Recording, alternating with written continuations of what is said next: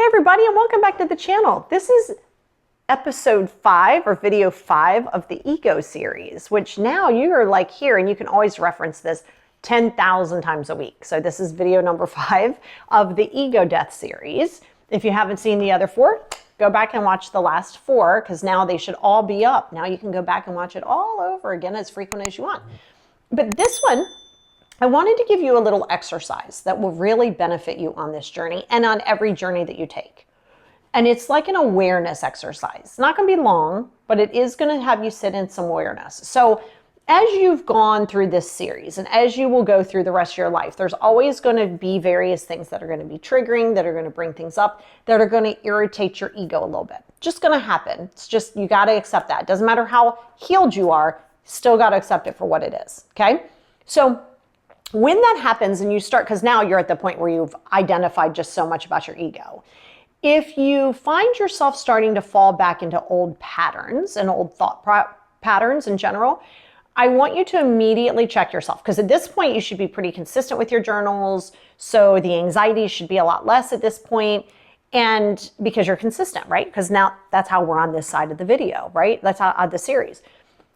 So these things will start to irritate you, but you're going to be way more aware of it than you were before, because there's going to be a lot of things that you've discovered that were your ego, and you're like, oh my God, I had no idea. But we're here now, so you're aware of it. So what I want you to do is when these things crop up, when you feel your insecurities creep, when you feel the need to think, well, why isn't this person doing it the way I would? Like if those thoughts just come into your head, don't try to be like, go away, go away, go away.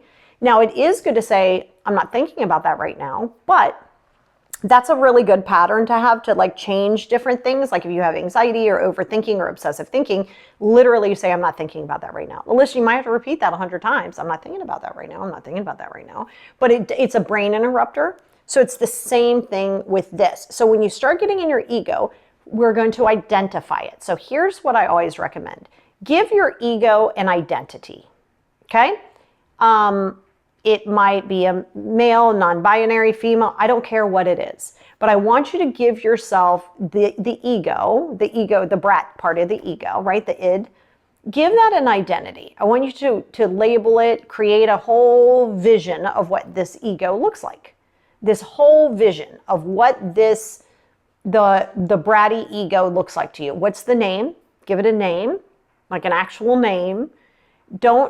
Nothing negative, nothing hateful. We're not hating this part of you. This is part of you. So you can't create a hatred to this. You're just creating an identity that really wants to be heard. Okay? That's the only thing that your ego is doing. It's like, look at me, hello, don't forget me, me. It's the little brat inside of you. We all have one. Critter brain a little bit, right? So I want you to name and identify, and now we're going to give this part of your ego compassion. So every now and again, I want you to have a separate journal because I'm going to have you get like 50. Have a little separate journal and title it the name of your ego. Okay? Mine's Rita. So Rita has her own little book. And Rita, every now and again, I know wants to be heard. Okay? Different than your other journals. This is just a space for you and your bratty ego to hang out together. That's all this is. You're addressing Rita. Well, mine's Rita. You can address yours any way you want. But with Rita, I will address her and say, okay, why do you feel that you need to be yelling right now? Like, why do you feel this way? And usually be like, oh, well, this person didn't hear me or this person didn't say that. And I'll ask Rita on paper, why do you feel like you have to be heard? Right? See, when you start challenging your ego and giving it an identity, the identity can now be heard. See, you want everybody else to hear you, but nobody else needs to hear you, but you absolutely do need to hear you. So mine's Rita. So when I say Rita, you'll know what I'm talking about. So when Rita gets all up in her feelings, I don't want to shut her up because then she's going to yell louder. I want to give her a space, me. So that's why I like to write it out, and if she's really having a bad day, I want to give her a space to talk. Let's work through it. Girl, you're safe. Remember, we don't have to live that way anymore. So when you give your ego an identity, and I in the Patreon and on the podcast, I'm going to do more things where you give certain things identities. But it's not multiple personalities. It's literally you're able to address it and let it be heard and know that, hey, you know what? You don't need those other people to hear you. I got you. You know, for a while I couldn't hear you. And I thought everybody else needed to calm you down. So Rita can be loud at times, but other times I'll just check in on Rita from time to time. You good? Feel like you need to be heard about something? Do we need to process this out? So what you want to do is you want to start giving yourself this in this little exercise is giving your ego a space to have a voice that feels safe and heard, but only one for you to do, not for other people. Because now we're at the point where, you know, nobody else has to like stroke your ego. Like they just really don't.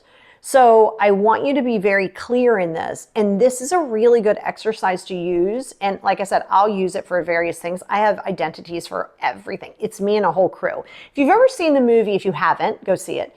It's older now. It's a Pixar movie. It's called Inside Out. Inside Out? Inside Out, I think. And it's where there's this person and then there's like 1, 2, 3, 4, there's like 4 or 5 critters in the brain. And they all have different identities and they're all controlling a different part of it. Go watch that. I think you'd get a lot out of it. First of all, it's a great movie. I'll watch it every time it's on. It's an animated movie and I love it. But watch it. It's called Inside Out and you'll get the idea of sort of my practice. And I was practicing it before the movie came out. So when I saw it, I was like, oh, I could have written this movie. Like, why didn't I think of this, right? But yeah, it's important. So always check in with your ego and say, hey, you want to be heard, don't you? Remember, nobody else needs to make you happy. We got that.